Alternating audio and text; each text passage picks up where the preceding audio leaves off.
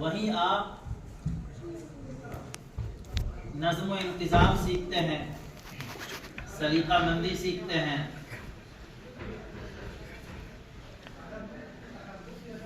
उसके बाद जब आप कभी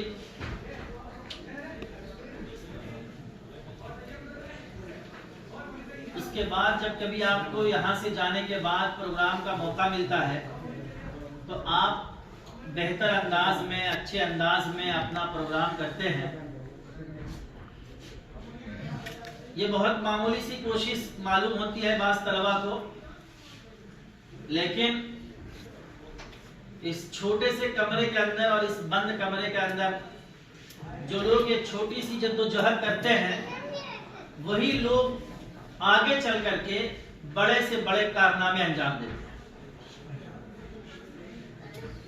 इसलिए कि किसी बड़े कारनामे के लिए कोई ये जरूरी नहीं होता है कि आप किसी बड़ी चीज से शुरुआत करें, बल्कि शुरुआत आपकी हमेशा बहुत छोटी और मामूली सतह पर होती है। लेकिन यही कोशिशें और यही आपकी शुरुआत आपको अपने काम के मैदान के अंदर एक बेहतरीन हुनरमंद इंसान बना देती है। और जब आप काम के मैदान में जाते हैं तो आपके पास काम करने का बहुत बड़ा सलीका आपके पास होता है। वो लोग जो आपके साथ काम करेंगे और जिन्होंने अंजुमनों में काम नहीं किया होगा, वो आपके साथ काम में पीछे हो जाएंगे, इसलिए कि उनके पास काम का ये तजर्बा नहीं है, उनके पास काम करने की ये सलाहियत नहीं है, उनके पास काम करने का वो हुनर नहीं है।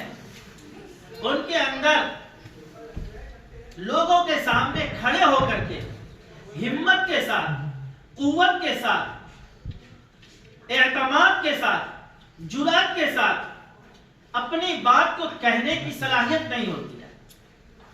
लेकिन जो लोग इस छोटे से बंद कमरे के अंदर खड़े होकर के बात करते हैं, कल जाकर के वही बड़े से बड़े स्टेज के बेहतरीन खतीब होते हैं, बड़े से बड़े इजलास के वो मेहमान खुसूसी होते हैं।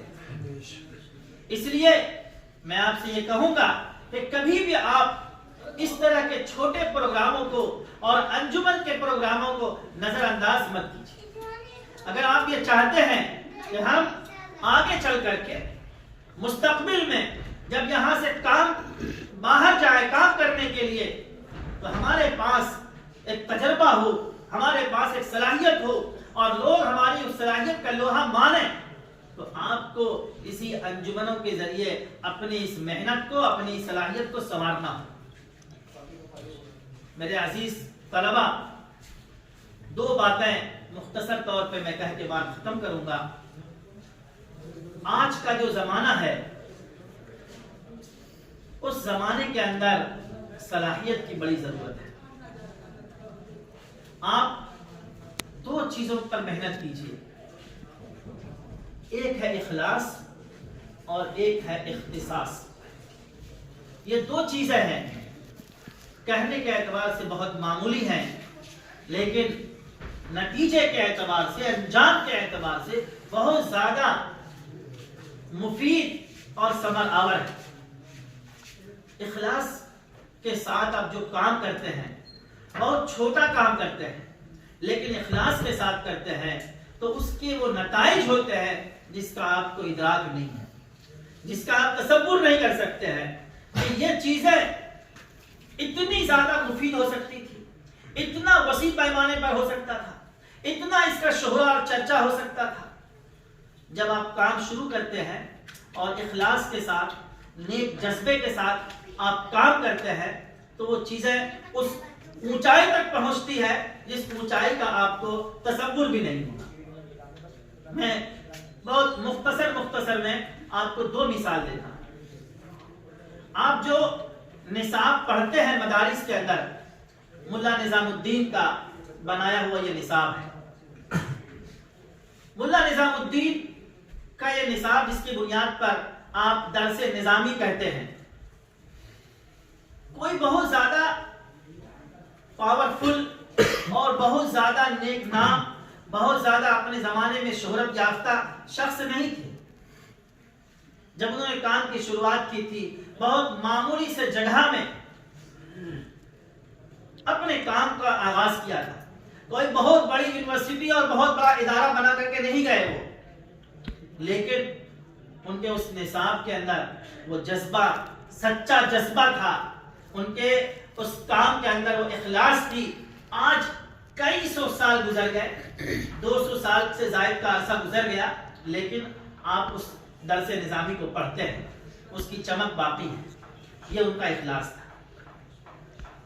हजरत मौलाना कासिम नानवातवी रहमतुल्लाह अलैह, अंग्रेजों से जंग हो रही है और उस भयानक जंग के जमाने में उनके दिल में यह बात आती है कि एक मदरसा कायम करना चाहिए। जाहिर सी बात है कि अंग्रेज की एक पावरफुल ताकत, सुपर पावर ताकत के मुकाबले में एक मामूली सी कोशिश है, जिस कोशिश का कोई हिसाब आप नहीं लगा सकते हैं।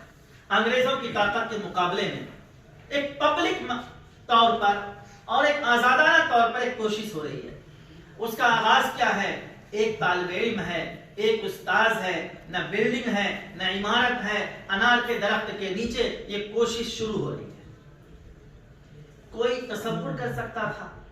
क्या हजरत नानवातवी के जहन में ये बात आई होगी कि आगे चल करके 100 साल गुजरने के बाद हमारा ये लगाया हुआ पौधा इतना तनावर हो जाएगा, इतना समरआवर हो जाएगा, इतने उसकी शाखें हो जाएंगी कि पूरी दुनिया के अंदर देवबंद का नाम होगा, पूरी दुनिया के अंदर दारुल उलूम की एक पहचान होगी। दारुल उलूम के नाम पर पूरी दुनिया के अंदर लोग मदारिस कायम करेंगे और उसका नाम दारुल उलूम रखेंगे, उससे इंतसाब को अपने लिए फख्र महसूस करेंगे।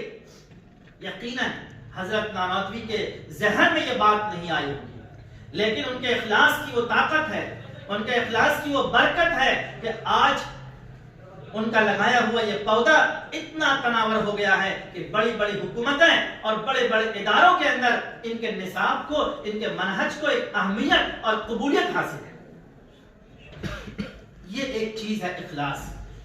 आप अपने अपने इलाकों में जाएंगे, काम करेंगे, बहुत छोटी सी सतह पर काम की शुरुआत कीजिए। आप ये मत सोचिए कि हम क्या कर सकते हैं, हमें काम के लिए जगह नहीं मिल रही है, हमें पढ़ाने के लिए जगह नहीं मिल रही है, हमें मदरसा नहीं मिल रहा है। आप इसकी बिल्कुल मत फिक्र कीजिए। आप अपनी सतह पर, अपने इलाके के अंदर अपनी एक कोशिश, मामूली सी कोशिश की शुरुआत कीजिए। अगर वो कोशिश इखलास के साथ है तो यकीन जानिए कि 10 साल के बाद, 20 साल के बाद आपको हैरत होगी कि हमने कौन सा काम किया था कि इतना बड़ा हो गया। और दूसरी चीज है इख्तिसास।